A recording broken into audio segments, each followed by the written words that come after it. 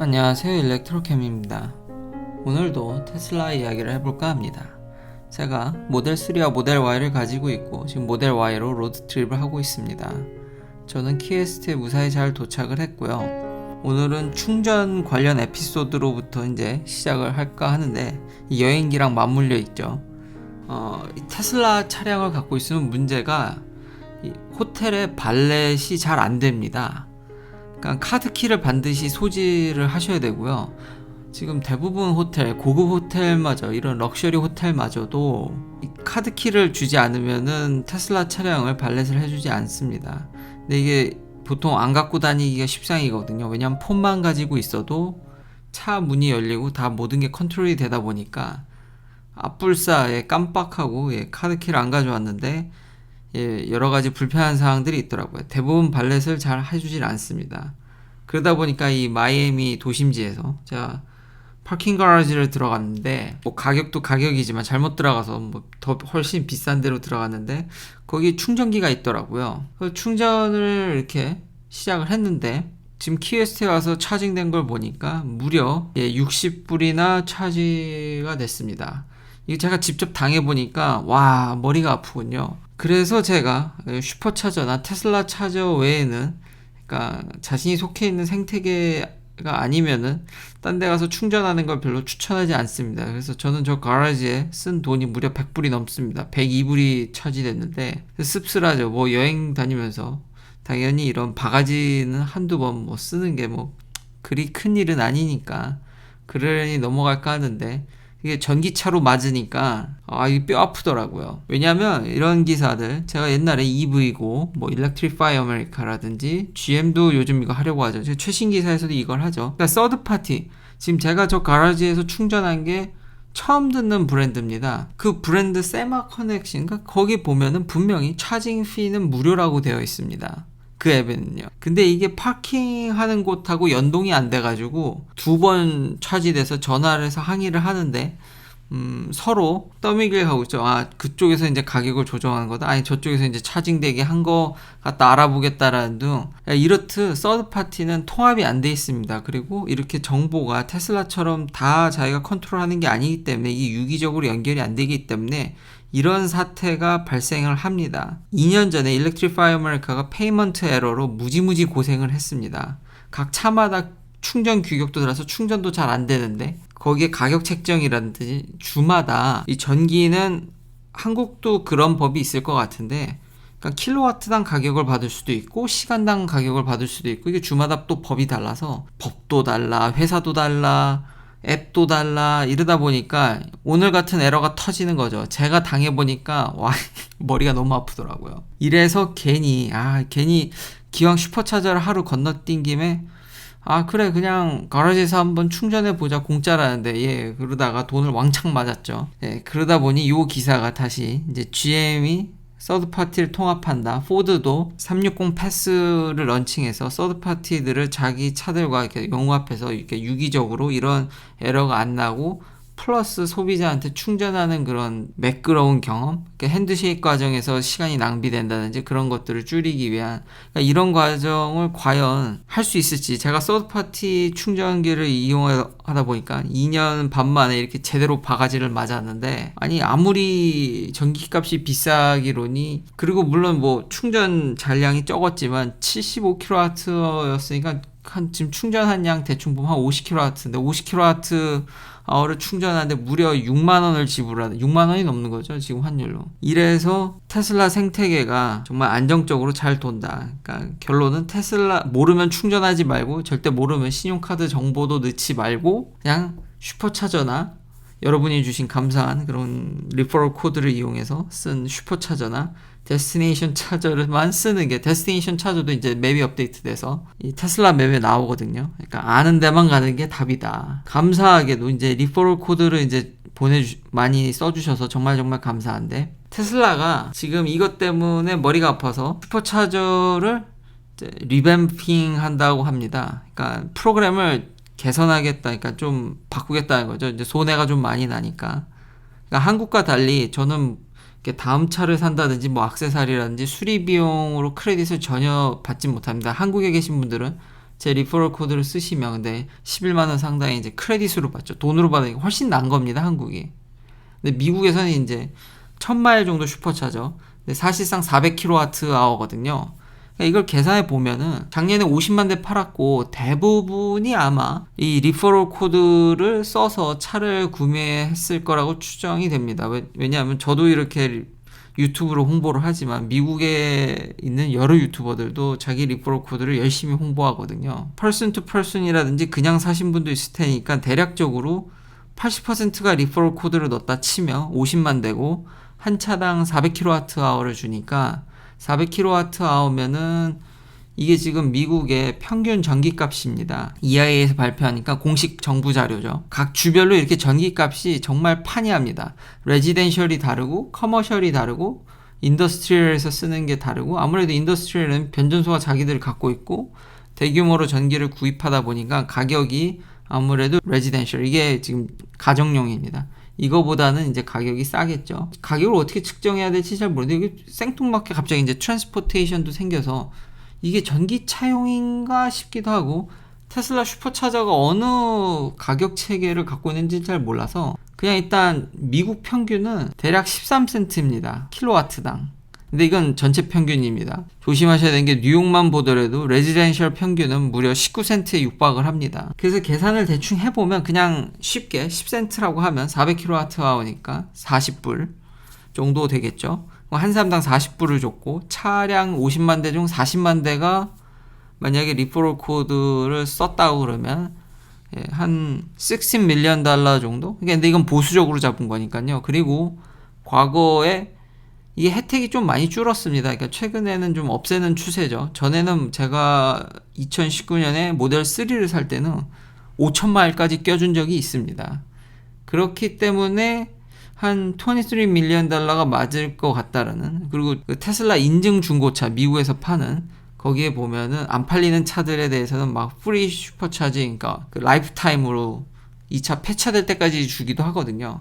그러니까 그런 변수들을 고려하면 $23 밀리언 뭐 맞는 얘기, 틀린 얘기는 아닌 것 같습니다. 그래서 이것 때문에 테슬라가 조만간 이 리퍼럴 코드를 완전히 좀 개편하려고 한다는 소식이 나오고 있습니다. 또 슈퍼차저에 대한 다른 소식으로는 그때 어닝콜의 장부상으로는 별로 그렇게 최근에 안 늘었다고 하지만 벌써 그래도 25,000개가 넘었습니다. 또 갑자기 이제 꾸준히 늘리고 있죠. 그러니까 속도가 약간 변동이 있을 뿐이지 테슬라는 인프라의 중요성을 정확히 깨닫고 있는 회사입니다. 그래서 꾸준히 계속 늘리고 있고요. 그리고 가격 얘기를 또 안 할 수가 없죠. 돈 얘기, 충전 요금 얘기까지 하다 보니까 테슬라가 또 가격을 올렸습니다. 5번째인가요? 6번째인가요? 또 이제 500불을 올렸는데 이제는 모델 3 스탠다드 레인지가 이제는 4만 불에 정말 육박했습니다. 38,990불에서 39,490불까지 올라갔기 때문에 롱레인지 역시도 5만 불에 이제 육박해가죠. 근데 퍼포먼스는 가격 변동이 없습니다. 모델 Y도 퍼포먼스는 변동이 없는데 롱레인지는 벌써 51,490불이 됐네요. 수요에 대해서는 계속 제가 업데이트를 했죠. 정말 어마무시한 수요가 있기 때문에 계속 가격을 올리는 게 어느 정도는 이해가 되는데요. 이게 좀 위험한 게 아니면 테슬라가 바이든 정부의 인프라스트럭처 플랜을 노리는 건지 일단 아직은 좀 더 지켜봐야 되지만 이제 위험하다는 표현이 부적절할 수도 있겠지만 현재 뉴욕의 상황을 알려드리겠습니다. 제가 이메일을 하나 받았거든요. 그러니까 뉴욕의 전기차 보조 프로그램입니다. 테슬라나 GM은 보조금을 다 써버렸죠. 그렇지만 주마다 주는 지원금은 여전히 살아있습니다. 그건 주의 재량이니까요. 그래서 캘리포니아나 콜로라도는 굉장히 많이 주고 뉴욕도 적지 않게 주는 편이지만 그 주에 비하면 한 반토막 납니다. 제가 예전에 한번 이런 얘기를 했었던 것 같은데 전기차에 대해서 논란이 좀 있습니다. 이 보조금 논란이요. 저도 이게 조금 우려된다라고 제 개인적 의견을 피력했었는데 이게 다 개인 의견입니다. 왜냐하면 전기차 가격이 싸지 않고 대부분 이렇게 사는 층들이 고소득 고학력자들이 많거든요, 사실 미국에서 보면. 근데 그런 사람들한테 너무 보조금을 세게 퍼주게 되면은 그쵸, 이제 부자들만 너무 혜택을 받는 듯한 느낌을 저도 당연히 이런 공격이 들어올 거라는 생각이 좀 들었는데, 아니나 다를까 그런 기사들이 최근에 계속 많이 나왔고, 최근에 쿠오모 정부가 이런 전기차 보조 프로그램에 대해서 이제 승인을 했거든요. 이렇게. 그래서 많은 돈을 이제 투여된다 그래서 저는 또 좋게 바뀔 줄 알았는데, 아닙니다. 그게 좀 나쁘게 바뀌었습니다.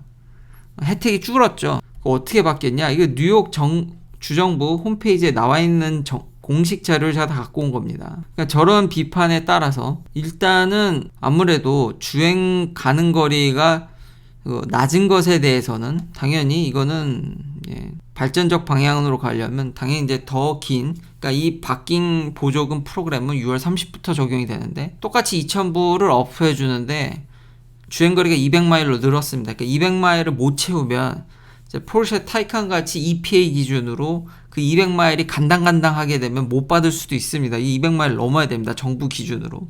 200마일도 안 되는 차는 보조금 못 받는다 이거죠. 그러니까 반토막 내라. 1,000불로 줄었고요. 그러니까 그전에는 300불 정도의 갭을 뒀는데 2,000불에서 이제 1,000불로 반토막 내버리고 이제 40마일도 못 가는 이제 플러그인 하이브리드들은 혜택이 팍팍 줄었습니다. 그래서 1,100불에서 500불로 이제 다운됐고요. 거기다 이 마지막 조항이 무서운데 6만 불, 뭐가 됐든지 6만 불이 권장 소비자가라고 해야 되나? MSRP를 뭐가 됐든 6만 불이 넘어버리면 역시 혜택이 500불로 줄어버립니다. 그게 현재 법이었거든요. 그래서 제가 모델 Y를 살 때 이게 옵션은, 그러니까 테슬라의 그런 풀 셀프 드라이빙 옵션은 그건 빼고 하는 거니까 차값만 5만 3,000불 정도였으니까 제가 이 혜택을 받을 수가 있었거든요. 모델 Y 살 때도 혜택을 받았는데 지금은 이제 바뀐 조항은 42,000불입니다. 테슬라가 계속 가격을 올리게 되면은, 근데 이건 뭐 뉴욕 얘기기만 하니까요.